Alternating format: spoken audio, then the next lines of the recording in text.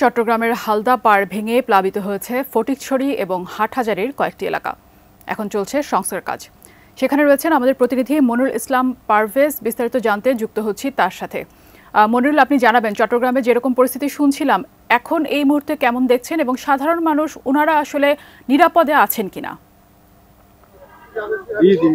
ফাইজা, প্রথমে জানিয়ে রাখি চট্টগ্রামের যে পরিস্থিতি ছিল, অর্থাৎ এই ফটিকছড়ি, আমি এখন যে এলাকাটিতে রয়েছি এখানে ঠিক আমার পেছনেই এই পাড়টি ভেঙে গিয়েছিল এবং ফটিকছড়ি এবং হাটহাজারীর অনেকগুলো ঘরে কোথাও গলা সমান কোথাও হাঁটু সমান পানি জমে গিয়েছিল। এবং এখনকার যে পরিস্থিতি সেটি সুখবর হচ্ছে, পানিটি নেমে গিয়েছে। হালদার পানি আমার সহকর্মী হয়তো দেখাচ্ছে বা আপনার মাধ্যমে আমি যদি একটু বলি ওনাকে দেখাতে, যে আপনি দেখছেন যে ঠিক এই জায়গাটিতে ঘরটি ভাঙার পরেই মূলত পানি যখন ওভারফ্লো হয়েছিল, ঠিক এইখান থেকেই পানিগুলো এই পুরো গ্রামে কিন্তু প্রবেশ করে এবং শত শত ঘরবাড়ি সবাই পানিবন্দী হয়ে পড়ে। এবং সবার যে সীমাহীন কষ্ট সেটি আসলে আর বলার অপেক্ষা রাখে না, যে পরিমাণ পানি বন্দী হয়ে পড়েছিল। এখন সুখবরটি হচ্ছে পানিটি নেমেছে এবং এখন সংস্কার কাজ চলছে। অর্থাৎ পানি বোর্ড আমরা দেখতে পেয়েছি বালুর বস্তা নিয়ে এসছে এবং ওনারা সংস্কার কাজটি করছে।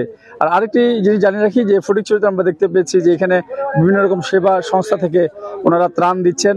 অর্থাৎ এখানে যারা এই কষ্টে পড়েছেন, অনেকেরই ঘরবাড়ি সমস্ত খাবার কিন্তু নষ্ট হয়ে গিয়েছে, বিভিন্ন রকম সেবা সংস্থা থেকে আমরা দেখেছি ওনারা ত্রাণগুলো পৌঁছে দিচ্ছেন। কেউ রান্না করা খাবার নিয়ে আসছেন, কেউ শুকনো খাবার নিয়ে আসছেন এবং সবাইকে কিন্তু একযোগে দেখেছি আমরা মানুষের পাশে দাঁড়াতে। এটি একটি সুখবর বলবো যে মানুষের বিপদে মানুষ এগিয়ে আসছে। অর্থাৎ এখানে অন্তর্বর্তীকালীন সরকারের যারা রয়েছেন তারা সবাইকে আহ্বান জানিয়েছিলেন যাতে মানুষের পাশে দাঁড়ায়, সেই জিনিসটি আমরা দেখতে পেয়েছি। এখনও দেখেছি আমরা কিছুক্ষণ আগেও দেখেছি বিভিন্ন সেবা সংস্থার পক্ষ থেকে ওনারা কিন্তু বিভিন্ন যারা এখানকার ভুক্তভোগী সবাইকে ত্রাণ দিচ্ছেন।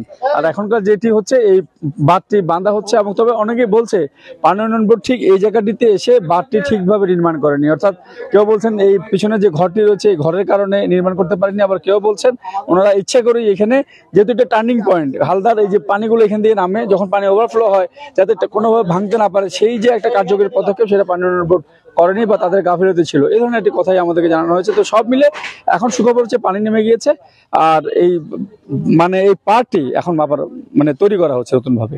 তো আপাতত এই হালদা পাড়ের এই সংস্কার কাজ নিয়ে আমার কাছে এখান থেকে এতটুকুই রয়েছে।